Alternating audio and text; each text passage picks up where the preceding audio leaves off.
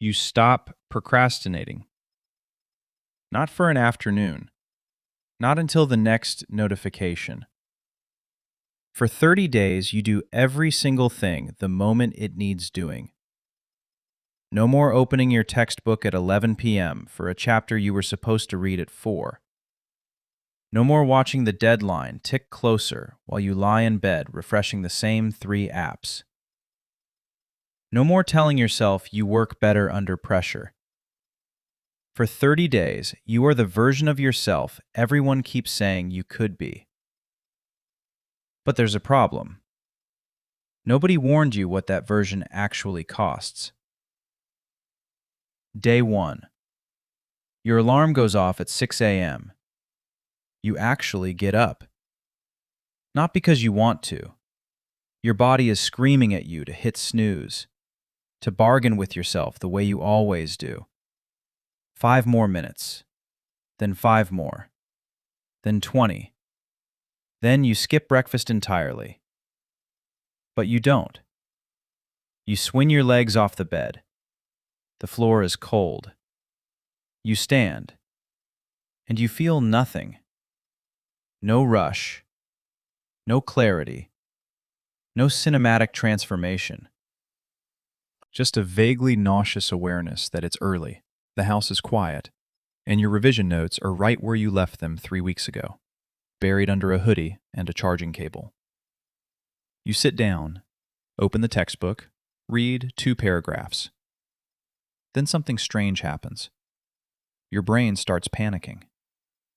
Not because the material is hard, because there is no deadline. There is no exam tomorrow. There is no reason to be doing this right now except that you chose to, and your brain does not know how to handle that. It sends you the urge to check your phone, then the urge to get water, then the urge to reorganize your desk before you start properly. You recognize every single trick. You have fallen for all of them before. Today, you don't. You sit there and read. It's horrible. Every sentence feels like dragging a suitcase through wet sand. But you finish the chapter by 7:30 a.m. You write the date and chapter name on a sticky note and press it to the wall above your desk. 1 down. Day 4. The sticky notes are multiplying. 4 of them now, each one a date and a chapter. They look small, ordinary. Nobody has noticed them. But you have noticed something else. Your classmates are still in the same place you were 4 days ago, scrolling through notes the night before, copying homework in the hallway, complaining about the workload like it just appeared out of thin air. You used to do all of that. You want to judge them. That's when the first cost hits. You feel lonely. Not dramatic, cinematic loneliness. Just a low hum. You finished your revision by 5 p.m. Your friends are starting theirs at 10 p.m. Your schedule doesn't match theirs anymore. You're free when they're panicking. You're working when they're hanging out. The group chat feels like it belongs to a different time zone. You thought stopping procrastination would make your life easier, but easier has a texture nobody describes. It feels like silence in a room where everyone else is shouting, and you're not sure whether you've risen above the noise or just been excluded from it. Day 9. You sit for a practice test. Timed. Full paper, no breaks. And you score higher than you ever have. Not dramatically. 7 marks higher. But 7 marks you didn't cram for. 7 marks that just appeared because the material was already inside your head, placed there carefully days ago, instead of shoved in at 2 a.m. under fluorescent panic. Your hand is steady when you write. You don't freeze on the 3rd question anymore. You recognize the patterns because you've seen them 3 times this week, not once last night. That's when the second cost arrives. You realize how much time you've been wasting. Not in a motivational way, in a way that genuinely hurts. You do the math. If you've been procrastinating since year 9, that's roughly 3 years of half work. 3 years of sitting at your desk for 6 hours and actually learning for maybe 2. 3 years of the guilt cycle. Delay, panic, cram, barely pass, promise to change, delay again. You can't get those years back. That realization doesn't come with sadness. It comes with something sharper. A clean, cold clarity. Like stepping outside on a winter morning and feeling the air hit the inside of your lungs. And the sticky notes on your wall, 12 of them now, suddenly look less like a victory lap and more like evidence. Evidence of how little it actually takes to keep up and how long you chose not to. Day 14. Halfway. Something shifts, and it's not what you expect. You're not struggling to start anymore. The resistance has quieted. Your body knows the rhythm now. Alarm, desk, work, break, work, move, sleep. The fight isn't against procrastination. That battle ended around day 10. The new fight is boredom. Discipline, it turns out, is not exciting. It's not an inspirational montage. It's doing the same thing at the same time in the same chair and feeling absolutely nothing special about it. You read. You solve. You revise. You close the book. Nobody claps. Your friends are dealing with their midterms in a completely different way. Last-minute study groups that are 90% talking. Energy drinks at midnight. Screenshots of notes instead of actual notes. They look stressed, sure, but they also look alive. There is an electricity to chaos that order doesn't have. You sit alone with your completed revision, and the sticky notes on the wall now cover an entire column. 22 of them. And you realize, discipline doesn't feel like power. It feels like maintenance. Quiet, invisible, deeply unglamorous maintenance. But then you open the practice paper your teacher handed out, and you solve the first 4 questions without stopping, without rereading, without that familiar feeling of pretending to understand while your eyes slide over the words. You understand it. Actually understand it. Not the surface-level recognition that fools you during class but collapses under exam pressure. Deep understanding.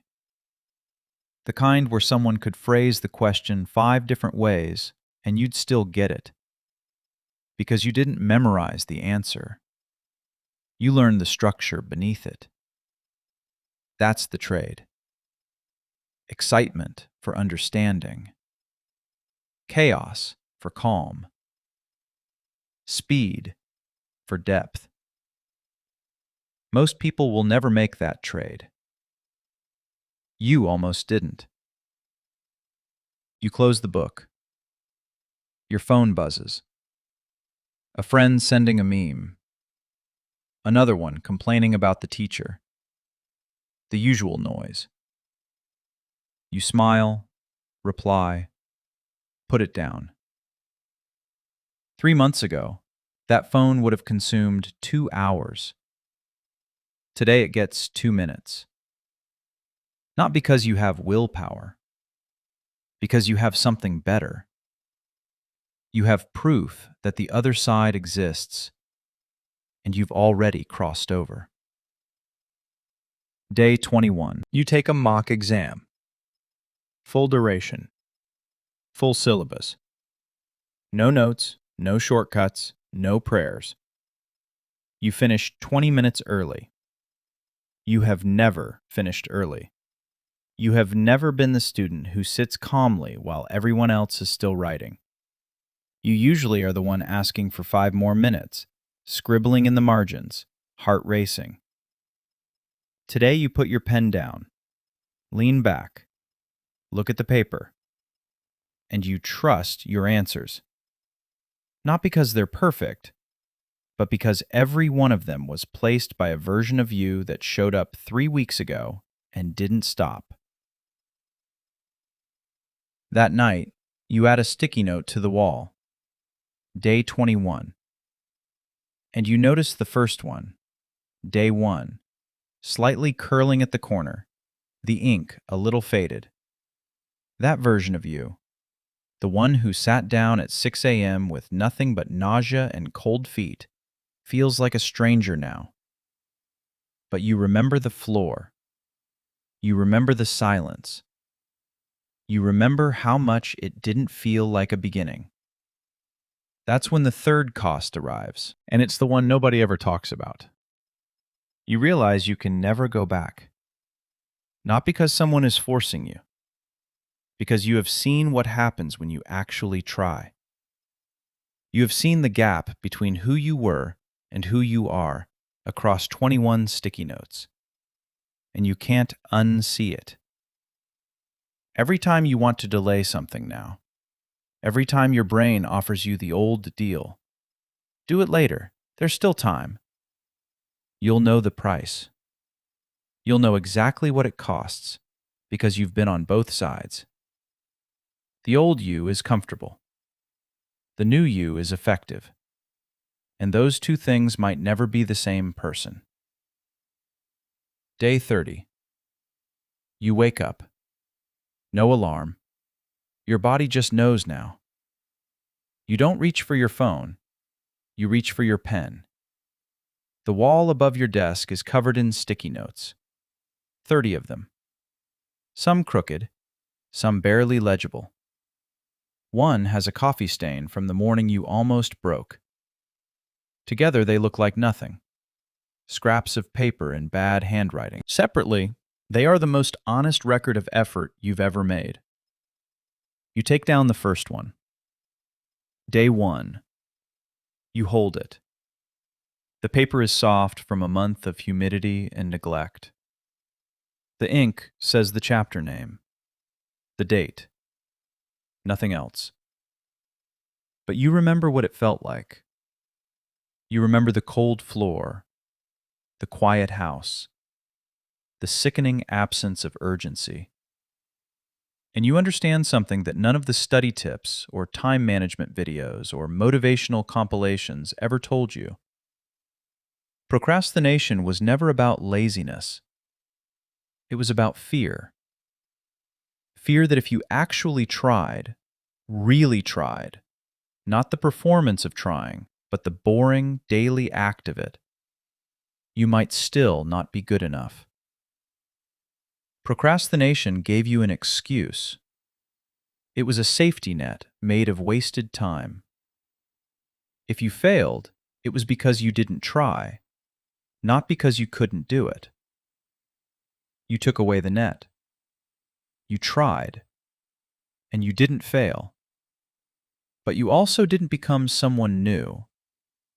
You became someone honest, someone who knows exactly what they're capable of, because they finally stopped pretending they'd find out tomorrow. You press the sticky note back onto the wall. Day 1 stays. The alarm is off. The books are closed. The 30 days are over.